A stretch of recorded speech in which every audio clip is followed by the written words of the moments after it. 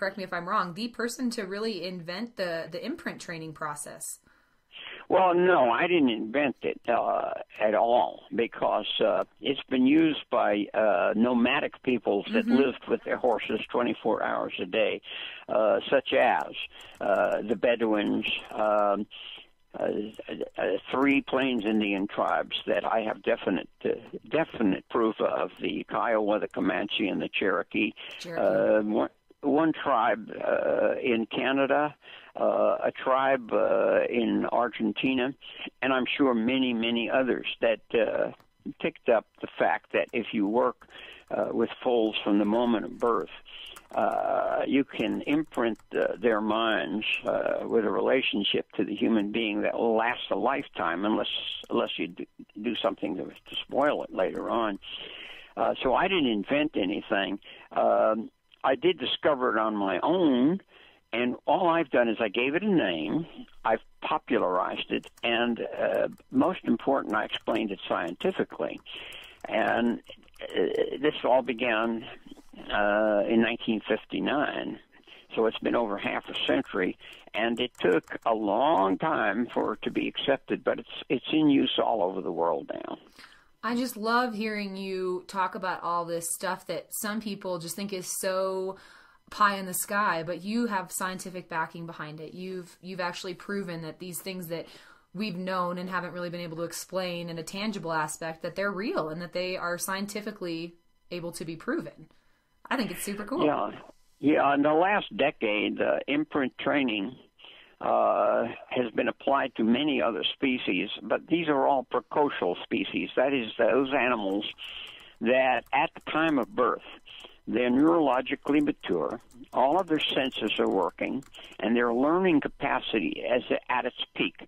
That's in order that they can stay alive. So we're talking about not only equine species, but cattle, sheep, goats, deer, antelope, and in the bird family, where imprinting was first described, was in geese and ducks and quail and chickens and turkeys.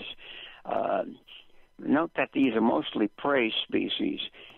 They've got to be able to follow mother, join the flock or the herd, in order to stay alive in the wild.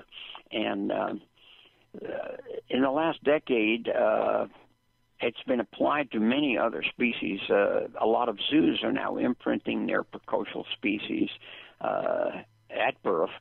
And the interesting thing is I've received a lot of letters, pictures, and videos, and they're using the horse book to do this, working with elephants, with rhinoceros, with hippopotamus, antelope, deer, and so on.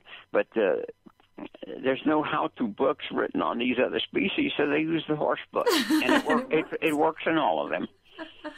I love it. That's so great. As much as we've got to learn to speak the language of the horse, an animal is an animal in a lot of facets as well, I guess. Real quickly, I'm curious, the Argentinian you tribe that you said utilized the imprint training, which one was that? What was that? Repeat that, please. No problem. The Argentinian tribe that you had mentioned that... I don't know the name of the tribe, but when I was touring Argentina, I don't know, that was maybe 15 years ago, I spent a month teaching natural horsemanship in Argentina.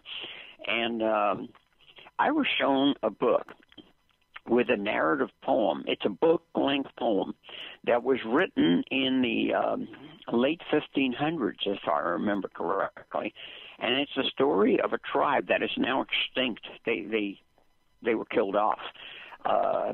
And they started to work with the horses that the Spanish colonists had introduced. And it was a very, very descriptive a passage about this man working with a foal, talking to the bear's belly before the foal was born, so the foal would know the voice, and after it was born, his connection with the foal. So, like I said, there's nothing new in the world. They may not have been able to explain scientifically what was happening, but they knew it worked. They knew it worked. They needed a lot less scientific proof than we do these days, I feel like. I kind of assumed this for many, many years.